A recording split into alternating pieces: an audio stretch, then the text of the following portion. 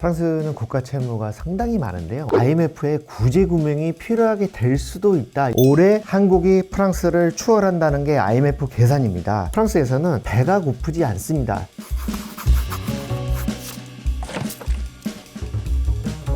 안녕하세요. 네, 조선일보 손인석 기자입니다.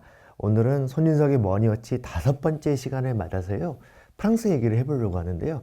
프랑스 하면은 유럽에서 굉장히 오랫동안 중추 역할을 하고 있는 큰 선진국인데요. 작년을 기점으로 해서 나랏빚이 너무 심각하다, 이런 경고가 나왔고요. 급기야는 IMF 구제 금융이 필요한 거 아니냐, 이런 얘기까지 나왔습니다. 프랑스의 빚더미가 얼마나 되는지, 그리고 왜 그런 빚의 함정에 빠졌는지, 이 부분을 집중적으로 얘기해 보도록 하겠습니다.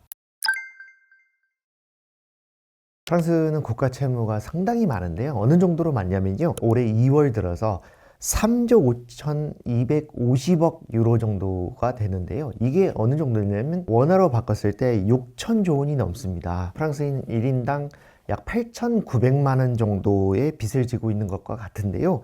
이 늘어나는 속도가 엄청납니다. 토당 6,405유로 정도가 늘어나고 있는데요. 이걸 원화로 계산해 보면 1시간에 400억 원 가까운 398억 원 정도가 늘어나고 있습니다. 그리고 하루에는 9,556억 원 정도가 늘어나고 있는데요. 빚이 늘어나는 속도가 어마어마하다, 이렇게 말씀드릴 수가 있습니다. 이 나랏빚을 프랑스 경제 규모와 비교해 보면요, 2024년 말에는 프랑스 GDP 대비해서 113%였고요. 2025년 말에는 118% 수준이 됐습니다. 이후에서 프랑스보다 GDP 대비 국가 채무 비율이 더 높은 나라가 그리스하고 이탈리아 뿐이거든요. 그런데 이 두 나라는 원래 예전부터 아주 재정이 안 좋았고, 근년에는 재정개혁 프로그램이 들어가지고 국가 채무 비율이 낮아지고 있습니다. 근데 반대로 프랑스는 높아지고 있는 중이고요. 그리고 프랑스 경제 규모가 이탈리아나 그리스보다는 훨씬 크기 때문에 문제가 생겼을 때 충격의 강도가 더 클 수가 있습니다. 작년 여름에 프랑스 재무장관이 IMF의 구제 구명이 필요하게 될 수도 있다, 이런 발언을 했는데요. 이 발언이 나오자마자 이 프랑스의 금융시장이 큰 충격을 받기도 했습니다.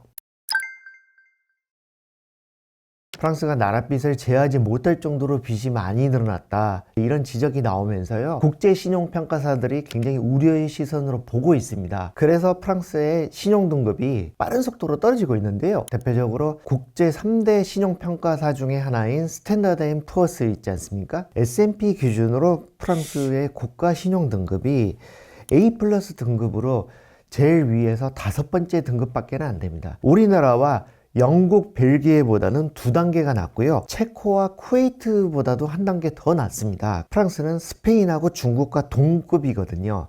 근데 2년 전만 하더라도 프랑스의 국가 신용 등급이 우리나라하고 영국과 같은 수준이었거든요. 근데 1년에 한 등급씩 떨어져가지고 2년 사이에 이제 2등급이 더 떨어졌는데요.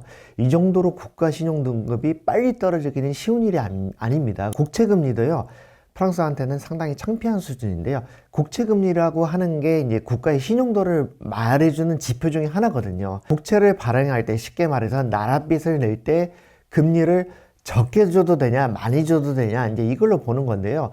국가 신용도가 높은 나라는 적게 줍니다. 그런데 이 프랑스의 국채금리가 최근에 굉장히 올랐습니다. 올해 2월 기준으로 보면요, 프랑스가 연 3.44%입니다. 그런데 오랫동안 재정위기로 신임했고 더 못 사는 나라라고 알려진 스페인이나 포르투갈보다 더 높습니다. 프랑스의 신용도가 더 낮다는 얘기죠. 그리스는 연 3.47%고요. 이탈리아는 연 3.5%인데요. 거의 차이가 없는 정도입니다. 여기 표에 보면은 미국, 영국, 호주는 국채금리가 프랑스보다 더 높지만, 이 나라들은 이제 물가 차이가 있어가지고 중앙은행의 기준금리가 더 높습니다. 그래서 중앙은행이 같아서 기준금리도 같은 그리스, 이탈리아, 스페인, 포르투갈과의 비교에 있어서는 프랑스가 변명을 할 여지가 없는 겁니다. 성장 속도가 굉장히 낮습니다. 작년에는 0.9% 성장을 했고요. 그 전년에 2024년에는 1.1% 성장을 했습니다. 완만하게 성장을 하고 있지만 성장 속도 자체가 다른 비슷한 나라들에 비해서 되게 낮아가지고요, 상대적으로 계속 가난해지고 있습니다. 올해 2월에요. 최근 들어서 EU의 통계기구 유로스타트가 내놓은 자료를 보고 프랑스인들이 충격을 받았는데요. 구매력 기준으로 1인당 GDP를 계산을 해보면 프랑스가 처음으로 EU 평균보다도 낮아졌다는 겁니다. 그러니까 프랑스가 EU에서 독일 다음에 두 번째로 큰 나라인데도 불구하고 EU 평균보다도 프랑스인들이 더 가난하게 살아간다. 이제 이런 얘기인데요. 유로스타트에서 EU의 평균적인 1인당 구매력을 100으로 지수화했을 때 프랑스가 98로서 평균보다 미달했다는 겁니다. 이탈리아도 98로 거의 같은 걸로 나타났는데요.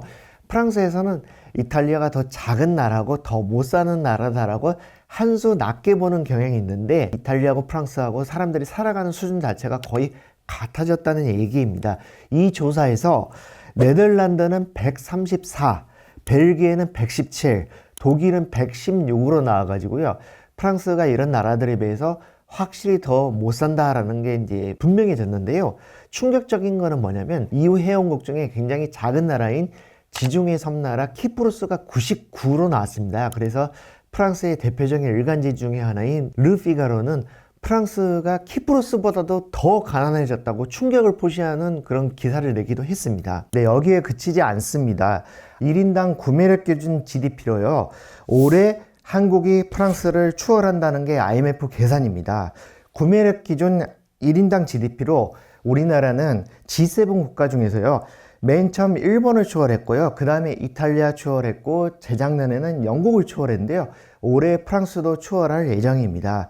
그래서 우리나라가 유럽의 5대국 중에서 독일을 뺀 나머지 4나라는 모두 넘어서게 됐습니다. 그러니까 이게 뭘 얘기를 하냐면요. 일상에서 국민들이 물건을 사거나 서비스를 이용하는 그 능력, 그 여유를 우리나라가 다른 웬만한 유럽 국가들을 다 넘어섰다. 이렇게 보시면 됩니다. 프랑스가 이제 국가 채무에 시달리는 가장 큰 이유는 복지에 너무 많은 돈을 투입을 하기 때문인데요. 자, GDP 대비 사회복지 지출 비율, 이게 이제 30%인데요. G7 국가 중에서 단연 제일 높고요. OECD 회원국 중에서도 인구 1000만 명 정도 되는 소규모 국가를 빼면 최고 수준입니다. 이렇게 복지에 쓰는 돈 중에 절반가량이 연금에 들어갑니다. 프랑스가 연금을 주는 시스템은 어떻게 되어 있냐면요. 이제 연금 기금은 이제 옛날에 바닥나서 없는 거고요. 한 해 동안에 연금 보험료를 내는 사람들이 있을 거 아닙니까? 이제 직장인들, 지금 일하고 있는 사람들, 이 사람들이 낸 돈을 모아가지고 거기서 모자라면 정부가 채워서 약속한 돈을 은퇴자들한테 주는 방식이거든요. 그런데 문제가 뭐냐면 프랑스의 연금의 소득 대체율이 70%가 넘습니다. 그러니까 직장인들이 은퇴했을 때 한참 일하던 때의 월급에 대비해 가지고 연금을 70% 이상 받는다는 얘기거든요. 그런데 이게 이제 이웃 나라인 독일하고 영국은 각 55% 정도입니다. 그러니까 프랑스 사람들은 하루라도 빨리 퇴직해가지고 연금을 받고 싶어 하지 일을 열심히 하고 싶어 하지 않습니다. 그래서 연금의 소득 대체율이 이렇게 높다는 거는 정부 재정에서 쏟아줘야 될 돈이 그만큼 더 많이 들어간다, 이렇게 이해를 해야 됩니다. 특히 작년에 영국의 파이낸셜 타임스가 충격적인 보도를 해가지고 많이들 놀랐는데요. 프랑스에서는 성인 인구 1인당 평균 소득보다 1인당 평균 연금 수령액이 더 많은 것으로 나타났습니다. 한마디로 일하는 사람이 받아가는 월급보다 은퇴한 사람, 일 안 하는 사람이 받는 연금이 더 많다는 얘기거든요. 웬만한 선진국도 이런 나라가 없습니다. 프랑스는 연금 혜택 말고도 갖가지 수당 제도가 되게 좋게 마련되어 있는데요. 그 중에서도 실업급여가 굉장히 후한 것으로 알려져 있습니다. 미혼이고 무자녀인 사람을 기준으로 봤을 때 실직 후에 1년 후에 받는 실업급여가요, 소득 대체율이 66%에 달합니다. 그러니까 연봉 1억을 받다가 퇴직을 했을 때 실업급여를 받을 때 1년 후에 6,600만 원 정도를 받는다는 건데요. 이 비율이 OECD 평균이 43% 정도밖에 안 되고요. 영국은 17%, 미국은 9%입니다. 그러니까 미국이나 영국과 비교해서 실업급여가 프랑스가 엄청나게 후하다, 이런 거를 알 수가 있습니다. 프랑스 재정이 나빠진 거는 한 사람의 지도자에 의해서 급격하게 나빠진 측면이 있습니다. 이제 그게 누구냐면 프랑스와 미테랑 전 대통령입니다. 이제 이분이 1981년에 집권을 해가지고요. 1995년까지 14년간 집권을 했습니다. 근데 제가 파리에서 특파원으로 활동을 할 때 현지인들을 만나보면 미테랑 대통령이 너무 오래 집권해서 프랑스가 나빠졌다라고 말하는 사람들이 꽤 많았습니다.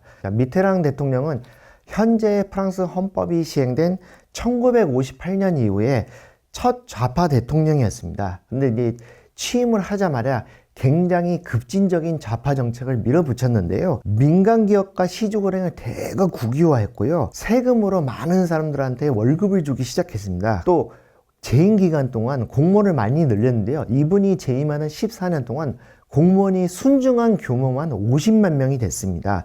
그리고 무엇보다 재정을 나쁘게 만들었던 거는 1983년에 연금을 받기 시작하는 연령을 65세에서 60세로 갑자기 낮췄던 것입니다. 퇴직해서 연금을 받기 시작해야 될 나이를 65세에서 갑자기 60세로 확 낮추면서 정부가 부담해야 될 연금 액수가 엄청나게 불어나게 된 겁니다.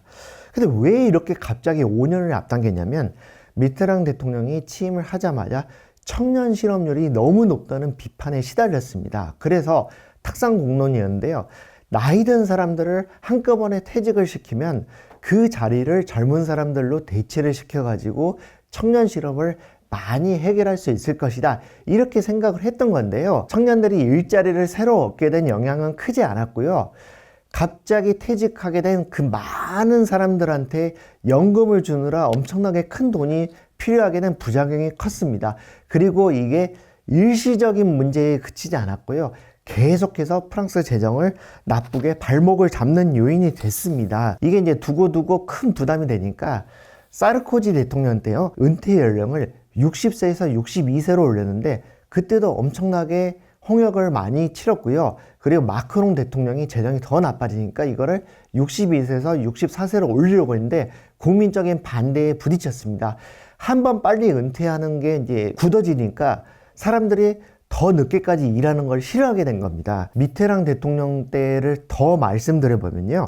1980년, 그러니까 미테랑 대통령이 집권하기 그 직전만 하더라도 프랑스가 GDP 대비 사회복지 지출 비율이 16%에 불과했습니다. 이때 독일이 22%였고요. 이탈리아가 19%, 영국이 18%였으니까 이때만 하더라도 프랑스가 상대적으로 유럽에서 복지에 쓰는 돈이 많은 나라가 아니었습니다. 그런데 이 비율이 1981년 미테랑 대통령이 집권하면서 14년 동안 16%에서 28%로 급격하게 높아졌습니다. 이 비율이 미테랑이 퇴임한 지 30년이 지난 지금도 30% 정도인 거를 감안하면은 프랑스 복지는 미테랑 혼자 늘어났다고 해도 과언은 아닙니다. 프랑스의 GDP 대비 국가 채무 비율이 미테랑 집권 기간에 22%에서 56%가 될 정도로 2배 이상 수직 상승했습니다.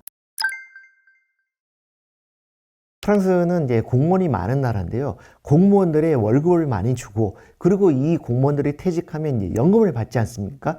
근데 여기에 이제 정부 재정이 엄청나게 투입이 많이 됩니다. 전체 일자리 중에서요, 프랑스는 공공부문의 비중이 21%에 달합니다. 미국이 15%, 독일이 11%인 것과 비교를 하면 프랑스는 이제 공무원들이 엄청나게 많은데요. 프랑스 전체 공무원들은 570만 명 정도 됩니다. 근데 우리나라의 공무원이 약 130만 명 정도거든요. 프랑스 인구가 우리나라보다 약 30%가 많습니다. 그런데 공무원은 4.4배가 많습니다. 그러니까 얼마나 프랑스의 공무원들이 많은지를 알 수가 있죠. 그래서 공무원들한테 월급을 주는 것만 해도 굉장히 많은 비용이 들어가는데요. 2024년 기준으로 프랑스에서 공무원들한테 준 급여가 3,576억 유로입니다. 이게 우리나라 돈으로 620조 원 정도입니다. 그러니까 재정이 안 나빠질 수가 없다. 그래서 당연히 공무원들을 많이 고용을 하면 이 사람들이 퇴직했을 때 연금도 그만큼 더 많이 지급을 해야 됩니다. 프랑스 사람들은 연금개혁에 굉장히 반대를 심하게 했는데요. 우리나라에서는 의아하게 받아들였습니다. 가치관의 차이인데요. 우리나라는 예전에 1990년대 후반에 IMF 구제금융 시기가 됐을 때 막 금반지를 모아서까지 나라를 살려고 했지 않습니까? 근데 프랑스에서는 이런 게 없습니다. 프랑스에서는 배가 고프지 않습니다. 나라가 한 번도 이제 부도 위기에 몰린 적이 없었기 때문에요. 위험에 대한 경각심이 별로 없습니다. 그리고 이제 생각을 해야 되는 게 복지국가라고 하는 게 그냥 공짜로 되는 게 아니거든요. 많은 세금을 내고 사회보험료로 많이 원청 진수를 당하고 있습니다. 그렇기 때문에 프랑스 사람들은 원래 가처분 소득이 낮습니다. 이게 프랑스 국민들이 구매력이 낮은 이유기도 한데요. 그래서 복지 혜택이 더 줄어들게 되면 정말 생활이 더 어려워집니다. 또 사회 구조의 차이가 우리나라랑 또 있습니다. 여기는 이제 오래된 수백 년 된 이제 귀족 가문들이 있고 그렇거든요.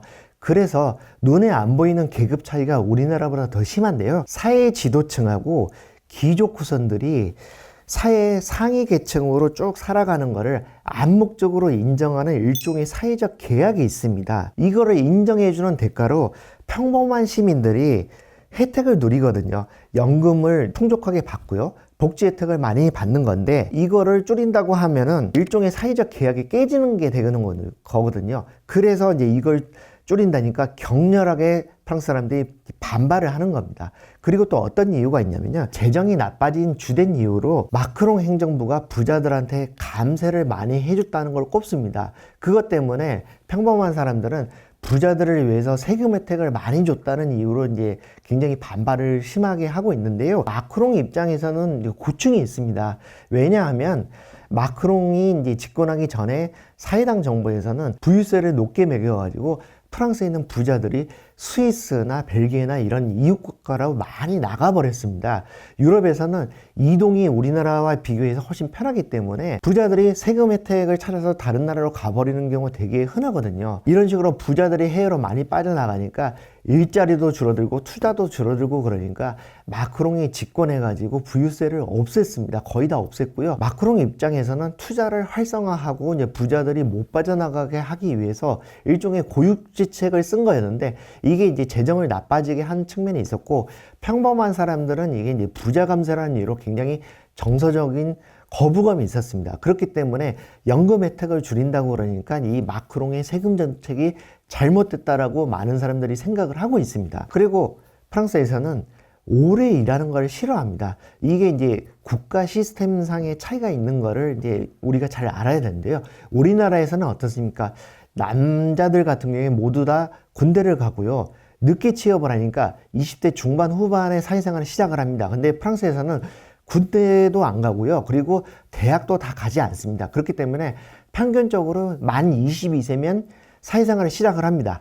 그래서 연금을 받는 게 이제 62세까지였으니까 40년을 일해야 되잖아요. 근데 이것만 해도 굉장히 긴 기간인데 이거를 2년 더 늘려서 64세까지 일하라고 하니까 굉장히 반발이 컸던 겁니다.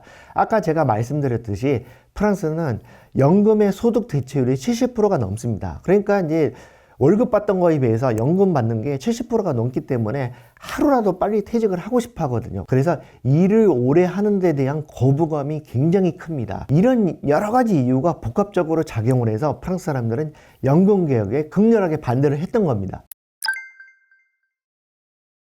프랑스의 이제 재정 위기를 보면서 이제 우리가 좀 생각해 봐야 될 게 많은데요. 국가적 역량에 맞춘, 그러니까 감당할 수 있을 만큼의 복지 수준을 유지하는 게 되게 중요하다라고 생각을 해야 됩니다. 그런데 프랑스가 이제 재정적으로 굉장히 어려운 상황에 몰려 있긴 하지만 국가 부도가 난다든가 실제로 IMF의 구제 금융을 받을 확률은 매우 낮습니다. 그게 우리나라와는 근본적으로 두 가지가 크게 다르기 때문입니다. 첫 번째로는 프랑스는 유로화를 씁니다. 유로화라고 하는 거는 달러와 다음으로 굉장히 힘이 센 이제 기축통화인데요. 그러니까 이제 프랑스는 어떻게 돼 있냐면 통화를 통해 가지고 이웃 나라인 독일, 이탈리아, 스페인 이런 나라들하고 몸을 묶고 있습니다. 그렇기 때문에 정말 프랑스가 재정적으로 위험해지면 이웃 나라들의 힘을 빌릴 수 있고 EU의 우산 안에 들어갈 수 있기 때문에 국제 통화가 아닌 원화를 쓰는 우리나라보다는 훨씬 나은 위치에 있습니다. 그리고 이제 나머지 하나는 뭐냐면요. 제가 특파원을 할 때 이제 프랑스의 재경부 공무원한테 물어본 적이 있습니다. 너네 나라가 이렇게 빚이 많은데 이게 감당할 수 있느냐? 이렇게 물어봤을 때 이제 그쪽 상대방이 피식 웃었습니다. 그게 이게 무슨 얘기냐면 정말로 프랑스는 재정적으로 위험해지면 수많은 해외 영토를 팔아가지고 해결을 할 수 있다는 겁니다. 프랑스가 아직도 생각보다 해외 영토가 굉장히 많이 남아 있습니다. 남태평양에 가면은 뉴칼레도니아가 있는데요. 뉴칼레도니아의 이 면적이 상당히 넓습니다. 그리고 인도양에 가면 레이니옹 섬하고 마요트 섬 같은 큰 섬들이 있고요. 또 남미에 가면 영화 빠삐용의 배경이 됐던 프랑스령 기아나도 있습니다. 그래서 정말 프랑스가 극한의 위기로 몰린다면 이런 해외 영토들을 정리를 하거나 이런 해외 영토에 외국 군대가 와서 정박을 할 수 있는 권리, 무역항을 쓸 수 있는 권리, 이런 권리를 주고 큰 돈을 받을 수가 있거든요. 실제로 그리스 같은 경우는 그리스의 최대 무역항이 피레우스 항이지 않습니까? 이 피레우스 항의 운영권을 중국한테 팔아가지고 돈을 받았거든요. 우리나라와는 처지가 다르다는 거죠. 우리나라는 원화를 쓰고 있고 이런 해외 영토 같은 게 없지 않습니까? 그러니까 만약에 큰 재정 위기가 오면은 해결할 방법이 별로 없다는 겁니다. 이거를 우리가 명심을 해야 될 필요가 있습니다.